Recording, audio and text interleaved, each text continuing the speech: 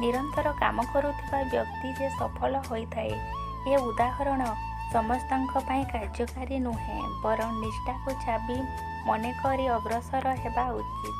ଅସ୍ଥିର ମନରେ ଯେକୌଣସି କାର୍ଯ୍ୟ କଲେ ବିଫଳ ହେବା ସ୍ୱାଭାବିକ। ଏଣୁ ସ୍ଥିର ଚିତ୍ତରେ ପ୍ରତ୍ୟେକ କାର୍ଯ୍ୟ କରିବା ଉଚିତ। କେହି ଜଣେ ସାଧୁ କହିଲେ ଯେ ମନୁଷ୍ୟ ଭିତରେ ଧୈର୍ଯ୍ୟ ଥିଲେ ସବୁ ସମସ୍ୟାର ସମାଧାନ ହୋଇପାରିବ। ଜଣେ ଲୋକ ପ୍ରଶ୍ନ କଲା ଯେ ଧୈର୍ଯ୍ୟ ଦ୍ୱାରା କ'ଣ ଆମେ ଚାଲୁଣିରେ ପାଣି ରଖିପାରିବା? ଏହା କ'ଣ ସମ୍ଭବ? ସାଧୁ ଜଣକ ଉତ୍ତର ଦେଲେ, ପାଣି ବରଫ ହେବା ପର୍ଯ୍ୟନ୍ତ ଅପେକ୍ଷା କରିବାର ଧୈର୍ଯ୍ୟ ଯଦି ତୁମ ପାଖରେ ଅଛି ତାହେଲେ ଏହା ନିଶ୍ଚିତ ସମ୍ଭବ। ମଣିଷ ଘର ବଦଳାଇଥାଏ, ବସ୍ତ୍ର ବଦଳାଇଥାଏ, ସମ୍ପର୍କ ବଦଳାଇଥାଏ, ତଥାପି ଦୁଃଖୀ ରହିଥାଏ, କାହିଁକି ନା ନିଜ ସ୍ୱଭାବ ବଦଳାଇ ପାରେ ନାହିଁ।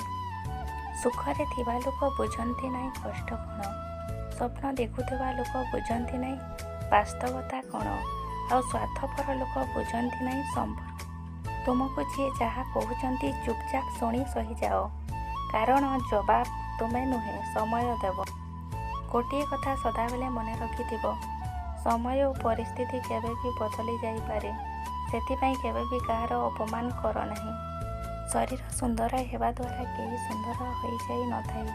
ମଣିଷର ଭଲ କର୍ମ, ବିଚାର, କଥା, ବ୍ୟବହାର ଓ ସଂସ୍କାର ମଣିଷକୁ ସୁନ୍ଦର କରିଥାଏ।